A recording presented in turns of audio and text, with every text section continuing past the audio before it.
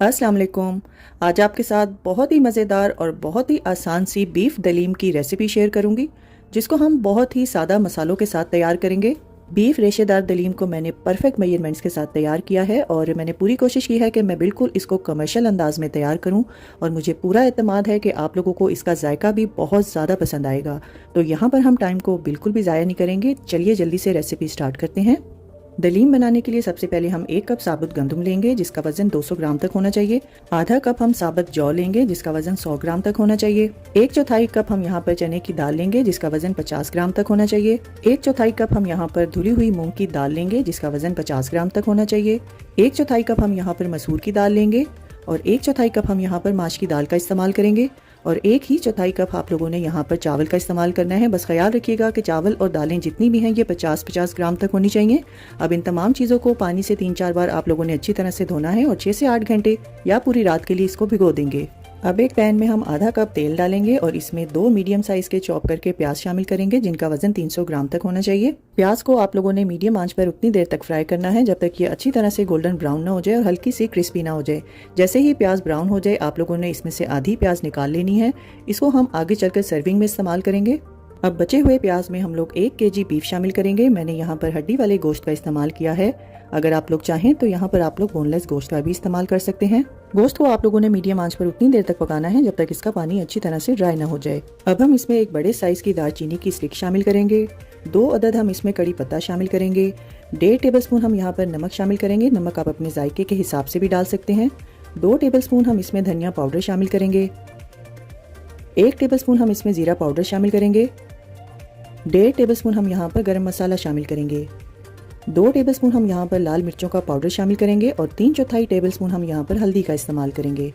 मैंने यहाँ पर नमक और मिर्च जो है वो दालों के और गोश्त के हिसाब से एक बार ही डाल दिया है। आगे चलकर मुझे मजीद मसाले इस्तेमाल करने की ज़रूरत नहीं पड़ेगी। मसालों को गोश्त के साथ अच्छी तरह से मिक्स करने के बाद अब आप लोगों ने इसमें 1/4 कप पानी डाल के इसको 1-2 मिनट के लिए मीडियम आंच पर अच्छी तरह से पकाना है। लहसुन और अदरक को मैं मसालों के साथ शुरू में डालना भूल गई थी, तो अब हम यहाँ पर 12 से 15 साबुत लहसुन के जवे शामिल करेंगे और 2 इंच का टुकड़ा हम अदरक का बारीक काट के शामिल करेंगे। जब आप लोगों ने दलीम तैयार करनी हो तो आप लोगों ने लहसुन और अदरक को मसालों के साथ ही शामिल कर देना है और वक्फे से आप लोग थोड़ा थोड़ा पानी शामिल करके इसको अच्छी तरह से भून लेंगे। मैंने गोश्त की भुनाई करते हुए तकरीबन 1 कप पानी का इस्तेमाल किया है, लेकिन मैंने वक्फे से थोड़ा थोड़ा करके इस्तेमाल किया है। इस स्टेज पर गोश्त की भुनाई करना बहुत ज़रूरी है क्योंकि जब गोश्त गल जाएगा तो आप लोग इसको अच्छे से भून नहीं सकेंगे। तो जैसे ही ऑयल ऊपर आ जाए तब आप लोगों ने इस गोश्त को एक कुकर में ट्रांसफ़र कर देना है। मैं ये रेसिपी इलेक्ट्रिक कुकर में तैयार कर रही हूँ। अगर आप लोगों के पास इलेक्ट्रिक कुकर नहीं है तो आप लोग मैनुअल कुकर में अपने कुकर के हिसाब से इसमें पानी शामिल करेंगे। अब हम इसमें 8 कप पानी शामिल करेंगे और इसको अच्छी तरह से मिक्स करके कवर करके इसको प्रेशर कुक मोड पर रखकर 45 मिनट का टाइमर लगा देंगे। अगर आप लोग मैनुअल कुकर में बना रहे हैं तो आप लोग विसल स्टार्ट होने के बाद इसको तकरीबन 2.5 से 3 घंटे के लिए मीडियम आंच पर पकने देंगे। यहाँ पर गोश्त को पकते हुए 45 मिनट का टाइम मुकम्मल हो चुका है। अब मैं आपको दिखाती हूँ कि गोश्त जो है वो कितना गला होना चाहिए। वीडियो में आप लोग देख सकते हैं कि गोश्त हमारा बिल्कुल रुई की तरह गल चुका है। आप लोगों ने भी इतना ही इसको गलाना है। गोश्त को कुकर में गलाने की टाइमिंग उसकी क्वालिटी पे डिपेंड करती है। अब इस गले हुए गोश्त को आप लोगों ने पानी में से निकाल के एक साइड पे रख देना है। मैंने दालों को रात भर भीगने के लिए छोड़ दिया था। अब आप लोगों ने यहाँ पर एक गंदम के दाने को हाथ में दबा के चेक करना है। अगर दाना हाथ में अच्छे से मैश हो जाए तो आपकी गंदम और दालें पकने के लिए रेडी हैं। अब इन भीगी हुई दालों को हम लोग उसी सेम कुकर में जिसमें हमने गोश्त को गलाया था और उसी सेम पानी में हम शामिल करेंगे। यहाँ पर अगर आपको लगे कि इसमें पानी कम है तो यहाँ पर आप 2 से 3 कप पानी का इस्तेमाल कर सकते हैं। अब हम इसमें 1/4 टीस्पून हींग का इस्तेमाल करेंगे। जिन लोगों को गैस की प्रॉब्लम होती है वो इस रेसिपी में हींग का इस्तेमाल लाजमी करें और अगर आपके पास हींग नहीं है तो आप लोग इसको स्किप कर सकते हैं। अब हम कुकर को प्रेशर कुक मोड पर 35 मिनट के लिए सेट कर देंगे। दालों के गलने तक अब हम यहाँ पर गोश्त में से दालचीनी, तेजपत्ता और हड्डियों को रिमूव करेंगे और इस पके हुए गोश्त को आप लोगों ने हाथ की मदद से अच्छी तरह से मैश करना है। अगर आप लोग चाहें तो आप लोग इसको किसी भी चम्मच की मदद से भी मैश कर सकते हैं, लेकिन अगर आप लोग हाथ से करेंगे तो बहुत अच्छा रिजल्ट आएगा। ख्याल रखिएगा कि गले हुए गोश्त को आप लोगों ने किसी भी मशीन के जरिए मैश नहीं करना।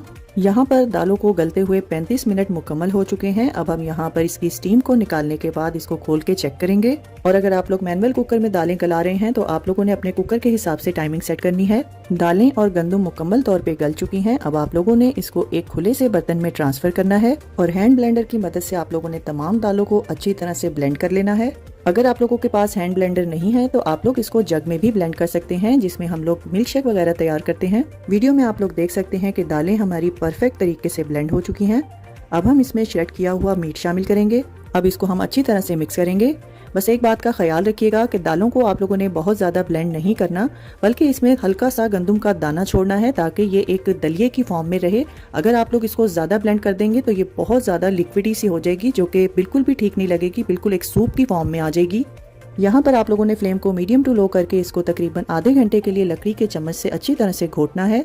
और इस स्टेज पर आप लोगों ने हैंड ब्लेंडर या किसी मशीन का इस्तेमाल बिल्कुल नहीं करना। वीडियो में आप लोग देख सकते हैं कि बीफ दलीम हमारी किस कदर रेशेदार बनकर तैयार हुई है। अब हम यहाँ पर तड़के की तैयारी करते हैं। यहाँ पर हम एक पैन में आधा कप तेल डालेंगे और इसमें आधी एक छोटे साइज की प्याज को चॉप करके शामिल करेंगे और गोल्डन ब्राउन होने तक फ्राई कर लेंगे। अब तैयार किया हुआ तड़का हम लोग दलीम को लगाएंगे। तड़का लगाना बिल्कुल ऑप्शनल है, अगर आप लोग लगाना चाहते हैं तो लगाएं।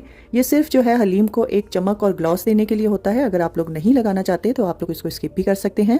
यहाँ पर बस आपके साथ एक दो टिप्स शेयर करती चलूँ कि जब भी आप लोगों ने दलीम को तैयार करना है तो आप लोगों ने इसको मुकम्मल तौर पे ब्लेंड नहीं करना। दलीम को आप लोगों ने हमेशा दानेदार फॉर्म में तैयार करना है, क्योंकि ये एक दलिये की फॉर्म है और आप लोग इसको दलिये की ही फॉर्म में तैयार करेंगे।